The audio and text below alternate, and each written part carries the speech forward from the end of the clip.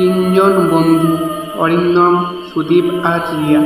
College থেকে ফেরার পথে তারা ঠিক করলো শর্টকাট দিয়ে যাবে গ্রামের পাশের পুরনো জঙ্গল দিয়ে। গ্রামের লোকেরা সেই জঙ্গলের ভয়ঙ্কর গল্প তাদেরকে বলেছিল, কিন্তু তারা হাসাহাসি করে উড়িয়ে দিল।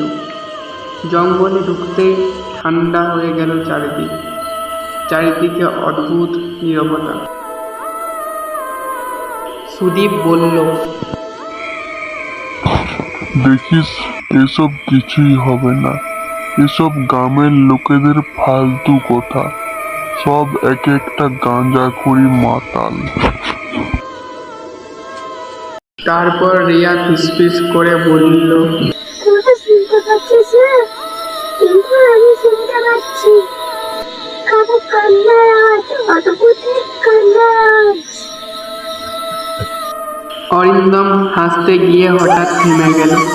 সামনে শুকনো গাছের আড়াল থেকে ভেসে আসছিল এক সাদা পোশাক পরা মহিলার ছায়া।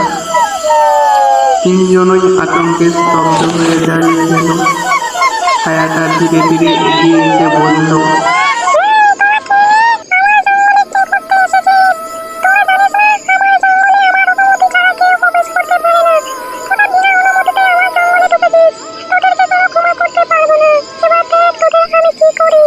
হঠাৎ প্রচন্ড ঝোড়ো হাওয়া বইতে শুরু করলো। চারপাশে পাতার খসখসানি আর সেই অদ্ভুত কান্নার শব্দ আরো জোরে জোরে শোনা গেল।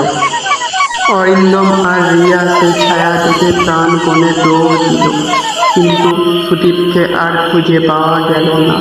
পরদিন সকালে গ্রামের লোকেরা জঙ্গলের ধারে রিয়া আর অরিন্দমকে অচেতন অবস্থায় পেল। জ্ঞান ফেরার পর তারা শুধু একটাই কথা বলতে পারল, সুদীপ আর নেই, সুদীপ আর নেই। তাকে নিয়ে গেছে। এই ঘটনার পর থেকে গ্রামের মানুষ আর ওই জঙ্গলের দিক থেকে হেঁটে যাওয়া আসা বন্ধ করে দেয়, কারণ তাদের মনে একটি খুব ভয়ঙ্কর ভয় ঢুকে যায়। তার জন্য তারা আর সেই জঙ্গলের মধ্যে যায় না।